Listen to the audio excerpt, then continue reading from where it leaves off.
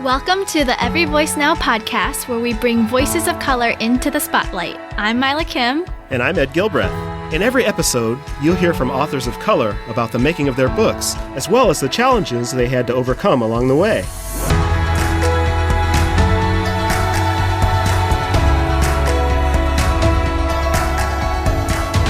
Hello, my dear friend Helen Lee. It's good to see you today. Hi, Ed. It's always great to be with you, and I'm glad to be co-hosting with you today. And we have a fabulous conversation ahead with Drew Jackson. Yes, Drew Jackson is a pastor in New York City. He founded a church called Hope East Village, and he is also a poet.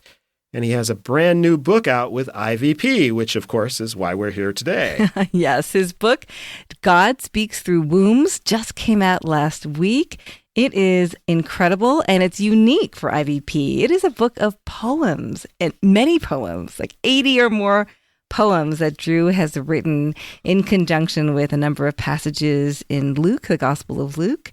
It is the kind of book that will stop you in your tracks. And today you're going to get to hear from Drew about how he crafted this beautiful book. And you'll also hear him actually read some of the poems with his own voice. So it'll be fabulous for our listeners today. Yes, Drew is prolific. He's inspired. He's a very thoughtful young man. And I think our listeners are going to be very blessed by hearing him today. So let's get started.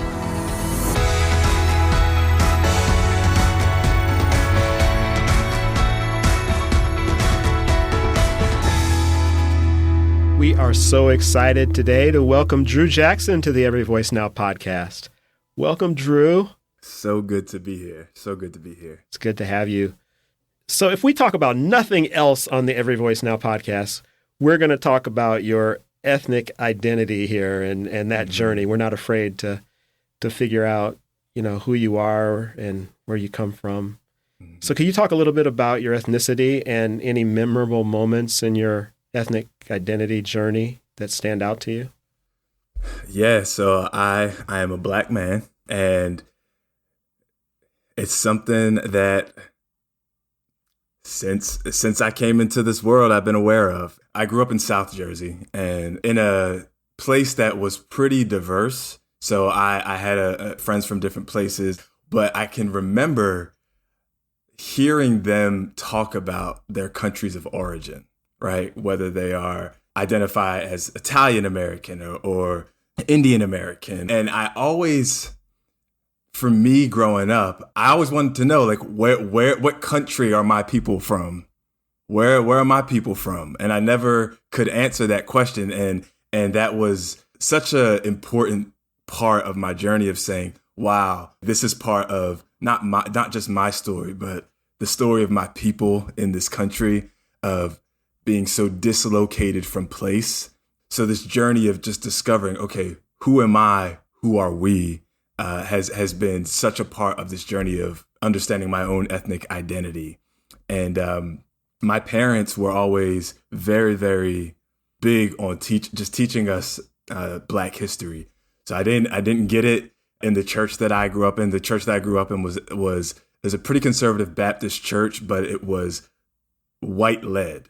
So it was interesting in that space, but I didn't hear about anything Black history in that space. Bits and pieces growing up in school. It was more in my home and my parents teaching me and telling me their own stories, right, of their own lives. And it was significant when my dad told me that he was at the March on Washington, right, that he heard Dr. King speak. He was a 9-year-old boy hearing it, and I think just for me, that was like, oh, this is just part of my lineage. This is part of my legacy, and owning this and understanding what it means to grow as a Black man and navigate the landscape of American life. So I think early on, those were some of the important things. Let's talk a little bit now about your poet side. You say that your initial inspiration to be a poet came from your love of hip hop. Could you tell us more about this journey from being a fan of hip hop to becoming a poet? So I'm the youngest of 4 boys, and I have early memories of riding in the back of my brother's cars, my older brothers, and they're listening to hip hop. I'm 7, 8 years old, and I'm hearing, Biggie and Tupac and Nas and Jay-Z and all these different artists, and something about the way they used words and how they put them together was always compelling to me. There are like different kinds of hip hop listeners. I've always been a person that listens to lyrics first before I listen to the beat. I talk a lot about Nas as an influence for me. He came out with his first album that has made it history in a lot of different ways when he was 19 years old, his album Illmatic. And in that album, he basically describes himself as trying to describe his New York from looking out of his window growing up in the Queensbridge projects. And you can hear it as he's just putting language to the things that he grew up with the things that he's seeing as he's looking out of his window, descriptive in his language and imagery. And that was always compelling to me. And so I started writing my own hip hop when I was in college, just sort of as something to do, writing, performing it. That sort of then morphed over time into sort of the poetry that I'm doing now. So help us understand how you went from dabbling in hip hop writing to writing an entire book of poetry. How did you get from point A to point B? Give us a sense of that journey. Well, I didn't set out to write a book. It wasn't, I didn't say, okay, I'm going to write a poetry book now. This was actually primarily a quarantine project. And I needed something to process as an outlet, as a space. Writing poetry became a spiritual practice for me more than anything. First, it was a place where I met God. It was a place where I was able to process my own emotions and things that were going on in the world. And, being here in New York at the beginning of the pandemic, it was heavy here in the city. And there was just so much going on, and being in my apartment and just hearing siren after siren after siren outside, I needed some sort of space to process. And so I started to read a lot of poetry during that time, reading the work of Langston Hughes and people like Lucille Clifton and Mary Oliver and some other poets like that. But then I just started writing as a way to process current events. But then it sort of morphed into exploring my own curiosity around scripture and poetry and how those two things come together, and the place that poetry plays sort of within the biblical narrative. So did you begin working on this after the pandemic, or were you contracted before? After, okay. My journey with this is a bit interesting. So I started working on this, and it seems to be something that's coming together. I wasn't planning to show it to anybody. I showed it to my wife, and she was the one who initially encouraged me, like, there's something here. You need to do something with this. So I had been writing some poetry on just putting it out on social media in response to some current events. A friend of mine saw that, sent one of my poems to a poetry editor who's also a fellow IVP author, Rachel Welcher. And so Rachel reached out to me and was interested in one of the poems that I wrote. I sent her the project. At this point, it was almost done. I sent it to her, and she got back to me and said, "Hey, this is really good. You'll have no problem getting picked up by a publisher." And so she then was like, "Let me put you in contact with some people." And so then it went from there. And so by the time I submitted it to IVP, the manuscript was done. And then the contract happened after that. So it was a bit different in the process than I know most authors, but yeah. So clearly we have Rachel Welcher to thank for the fact that we now have your book, Drew. And for our listeners, Rachel is the author of our book, Talking Back to Purity Culture, and we'll make sure we include that in our show notes. But getting back to your book, Drew, this is a unique book as far as I can tell. I'm curious, did you reach out to multiple publishers, or did we just happen to be the lucky ones? IVP is the only publisher that I sent this to. I think part of that was because that was the contact that I got. It was, hey, here is this editor, send it to him and see what happens. And I tend to second guess myself a lot in whatever I'm working on, or in a lot of different ways.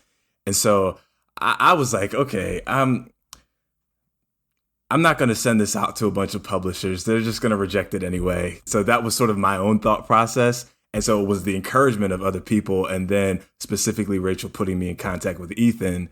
Yeah, I'm so glad you did. And I remember when Ethan McCarthy, who's one of our general trade editors, received this proposal from you. He didn't know you, but as soon as he started reading your poetry, he was so excited about this book. And so it's really providential that he happened to be Rachel's editor, because Ethan is someone who has an innate appreciation for poetry. So he was the perfect editor to have sent this to, even though IVP typically doesn't publish books of poetry. So again, I feel like it is amazing that we have published your book. And I want to ask you this.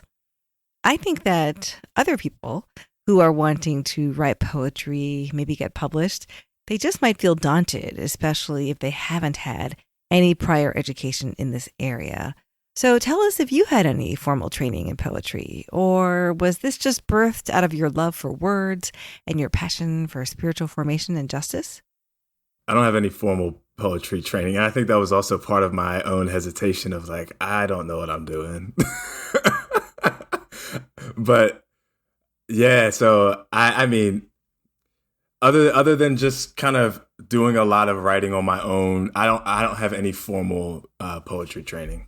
Well, I think that our listeners, especially those who aspire to write poetry themselves, will be so inspired by you when they hear you in the next segment reading your poems and just hearing and being moved by the power of your words, for certain. Well, we need to take a quick break, but when we return, Drew will do a reading for us, and we'll talk more about his book writing process.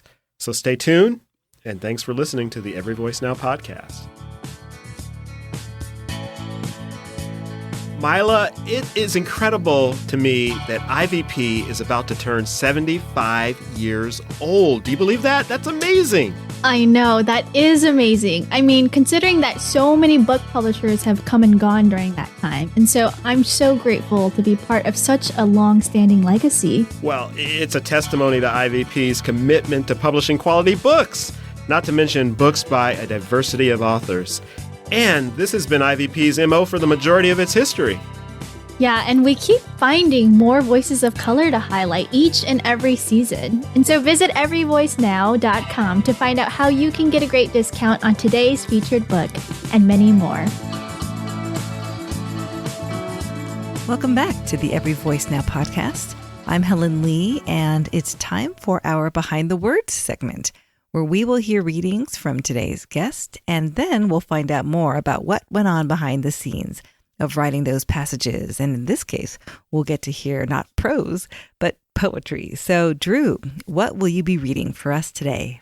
The first poem that I'm going to read is called "The Waters of My Weeping," and it's a poem that was written in reflection on Luke chapter 3, verse 20. In this verse, Jesus finds out the news that his cousin John has been arrested. So I'll read it and we can talk about it. The waters of my weeping. One of my brothers, my cousins, added to the number of your incarcerated masses. 1 in 3 of us. Unarmed? Yes. A threat? Yes. To your abuse of power and the way you sit so comfortably in your palace while we struggle to eat out in these streets. But in this hour, I weep again. For this innocent man baptized into your carceral system, immersed into this jail with no bail. I am forced to witness this unholy sacrament. This state-sponsored religious act. And for what? Something about his person disturbed you. Maybe by passing him through these waters, you will convert him to the faith of unsacred silence, one way or another. I'm sorry that it frightens you when we fight for our humanity. But tonight, I cry. These tears have become my food. I dip myself in the pool of the waters of my weeping. For my brother, for my cousin, for all of us, until they stop locking us up. I mean, it's just amazing to me how current and relevant everything you've written. I know it's based on that particular story in Luke, but it's so timelessly, sadly, relevant for today. Yeah, I was thinking a lot about today. Part of what inspired me as I came to that portion of Luke was, one, just to remember that Jesus is a human being. And to think about that verse, it can sort of just be read past like it's just advancing the narrative along. But I thought about Jesus being a human being and this not being an isolated incident for him, but something that would have been very familiar to him as someone who lived on the underside of the Roman Empire, who knew oppression, who knew injustice, and who had probably seen his family and his neighbors arrested by the state before. Like, this wasn't a new thing.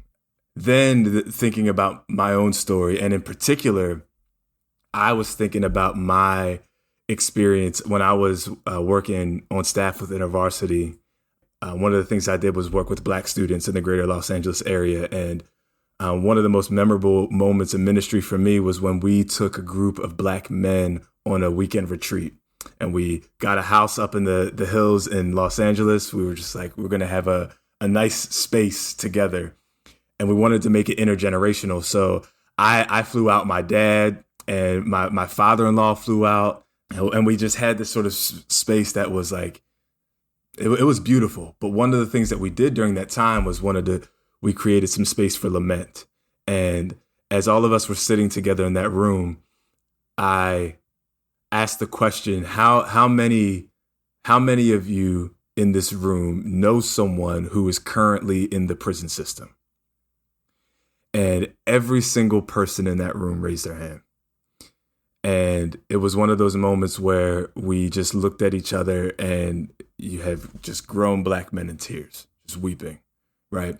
You know, I referenced that statistic. I say 1 in 3 of us at the beginning of the poem. And it's just that statistic that 1 in 3 Black men between the ages of 18 and 35 are in the prison system. You can have one of two responses when you hear that statistic, right? It's either that Black men are just more prone to criminality, or something is deathly wrong with this system.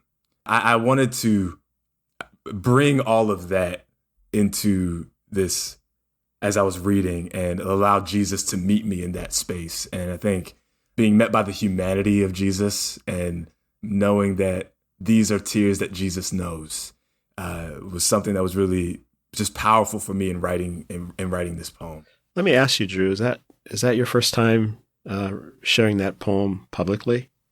I haven't shared it in a public setting like that. I've shared it on podcasts and things and had conversations, but not in a public setting like a protest or a corporate gathering of any sort.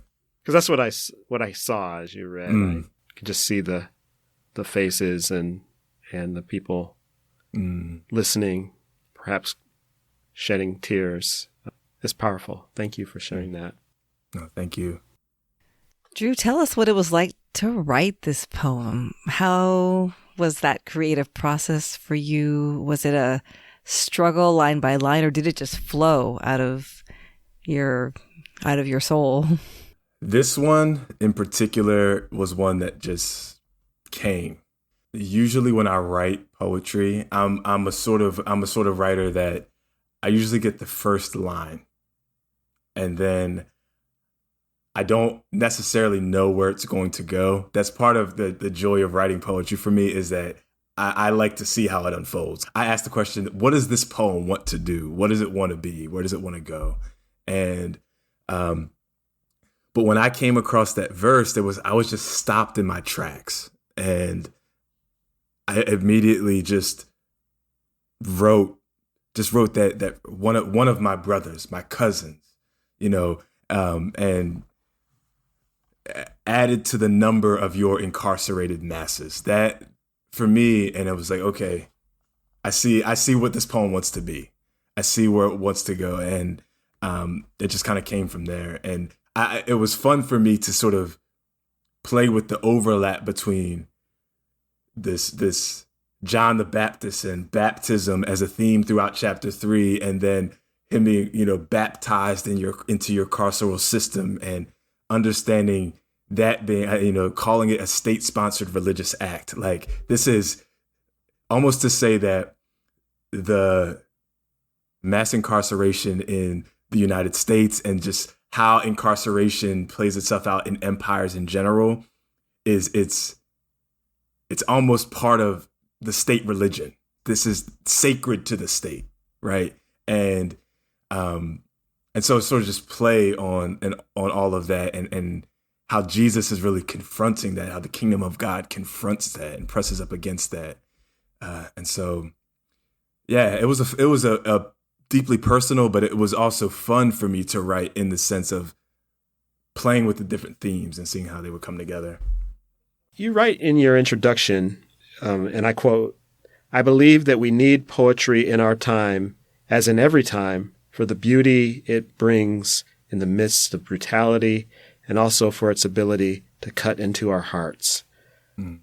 Could you talk about that a little bit, especially for those who might be less familiar with poetry? Why is it an important form of writing for us as a people of faith to encounter and engage with it? Yeah, it does something different than reading prose. Poetry demands that we slow down. I mean, sure, I can read through a poem and zip through it, but it's an invitation.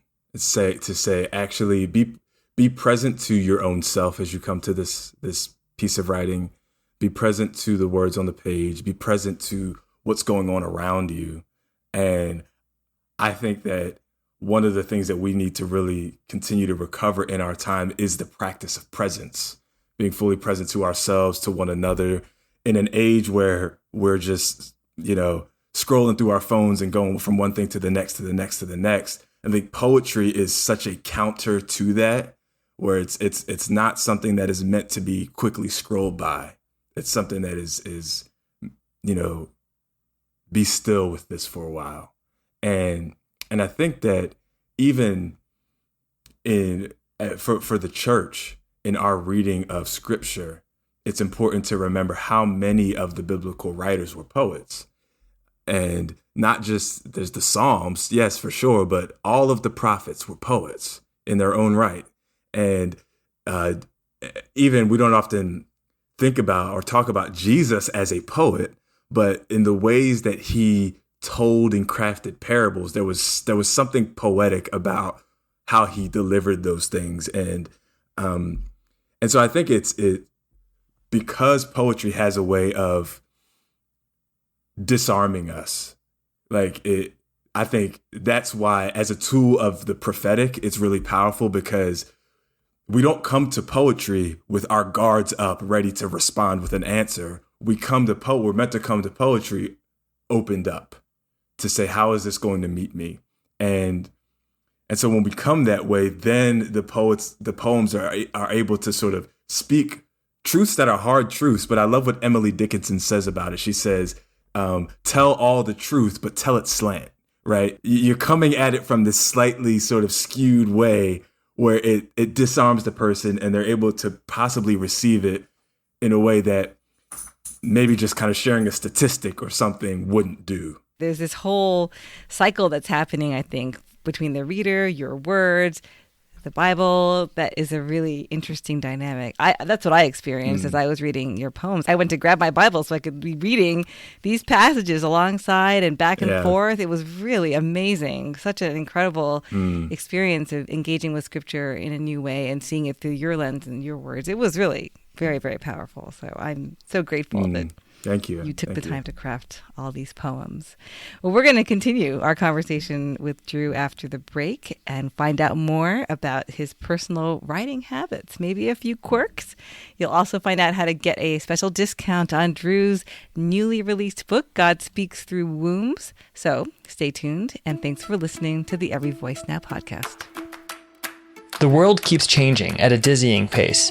How can you stay current and discover biblical truths to meet today's challenges? Introducing Seminary Now, a new online, on-demand streaming service where you can learn from gifted teachers such as Brenda Salter McNeil. The world as God intended is a multicultural, multilingual, multi-ethnic, and multinational place. James Chung. What is the gospel? Is it just about where you go when you die?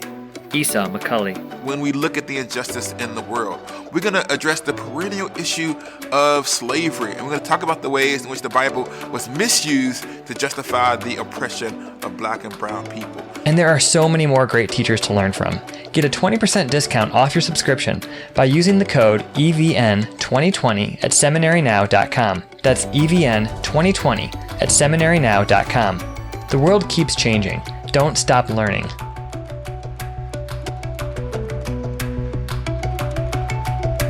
You are listening to the Every Voice Now podcast, and I'm Ed Gilbreth.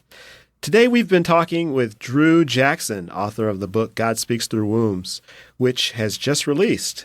And keep listening to find out how you can get a special 40% discount on Drew's book at ivypress.com. But first, let's find out a little more about your writing habits and quirks, Drew. That's right. It's that special time where we dig a little deeper and get some of your secrets, what it takes to write this many poems. So it's a little bit of a lightning round. So are you ready? Yeah. All right. Did you ever encounter a struggle with writing these poems or writer's block of some kind? Absolutely. There are certain passages for me in Luke that were easier to write on, that came more naturally.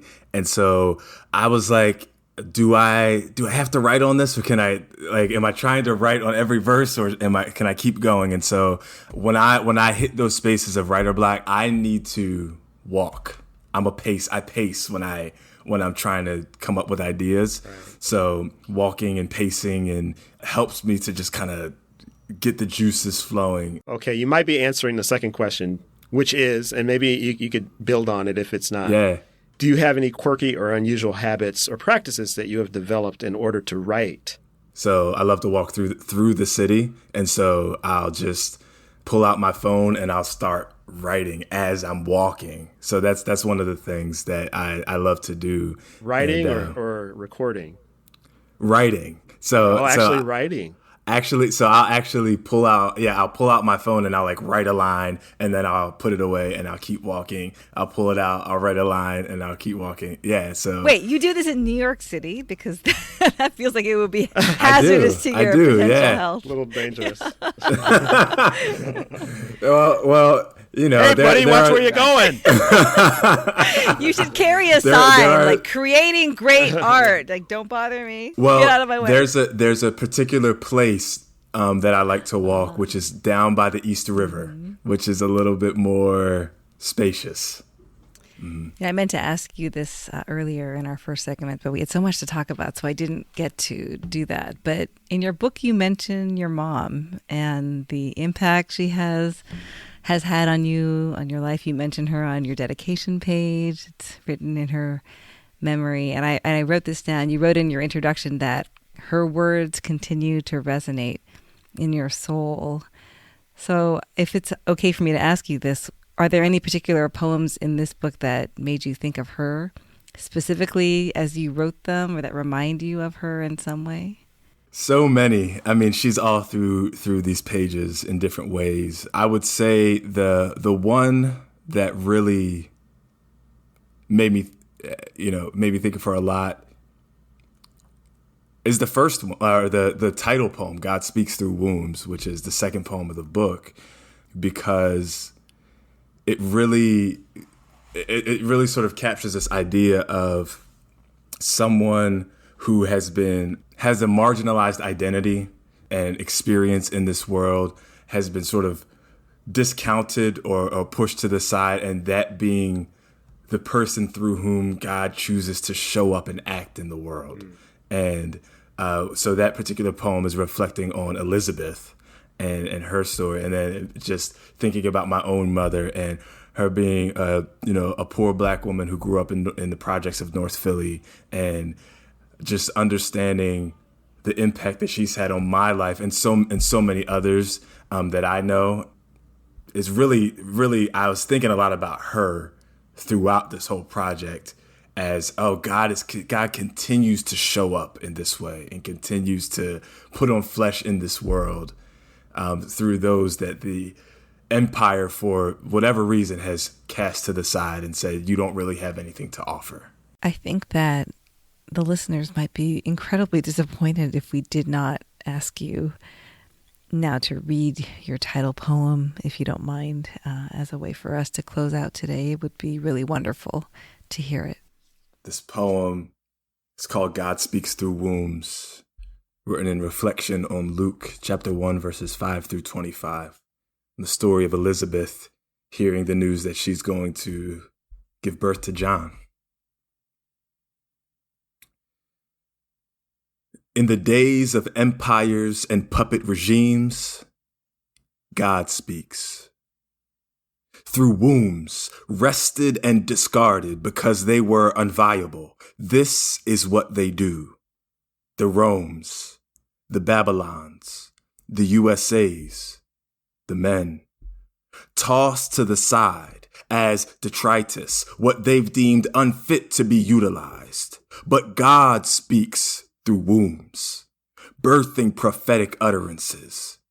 The object of public scorn, given the power to name the happenings of the Lord. Elizabeth is her name. Say her name. It is she who will be the one through whom the covenant is kept. She, like a priestess, speaks her word, while the leading male voices are shut. Enough of this unbelieving religion that masquerades as faith. Divine favor is placed on what we have disgraced. What a privilege and honor to get a chance to hear you read this poem, read the title poem for us. Thank you so much. Well, we've come to the end of our time together, and what a beautiful way to conclude.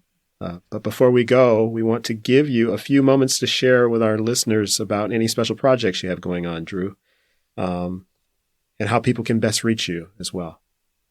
Yeah, so special projects that I have going on. Well, I'm working on the rest of the Luke manuscript right now. So there's a second Luke book coming. So prayers for that would be helpful. You can find me on Instagram at d.jacksonpoetics is where I live on Instagram. I also am involved with an organization called Made for PAX, which is a peacemaking and justice organization that is really committed to promoting the peace of Jesus in the 21st century through slow, beautiful, Jesus-centered content. And so you can find us on Instagram at Made for PAX, or check us out at madeforpax.org and find some of the stuff we've been doing there. Thank you so much, Drew. It's been great to have you on the show today. Yeah, thanks for having me. And now we wanted to share with you all that you can find Drew's book, God Speaks Through Wombs, at ivpress.com. And if you use the code EVN40, you can get 40% off and free U.S. shipping. So visit the IVP site to get a great deal on Drew's wonderful new book and to bring some poetry into your life. Thanks, everyone, for listening to the Every Voice Now podcast, brought to you by IVP. Our producer is Helen Lee, and our sound engineer is Jonathan Clausen. If you are enjoying our show, please share about it with your friends. We'd be grateful for your reviews and recommendations on Apple, Spotify, or wherever you listen to your podcasts. And we'd love to hear from you directly anytime. You can find us on Instagram and Twitter at Every Voice Now, or you can email us with your comments, questions, or suggestions at evn@ivpress.com. And join us next time for another inspiring episode of Every Voice Now.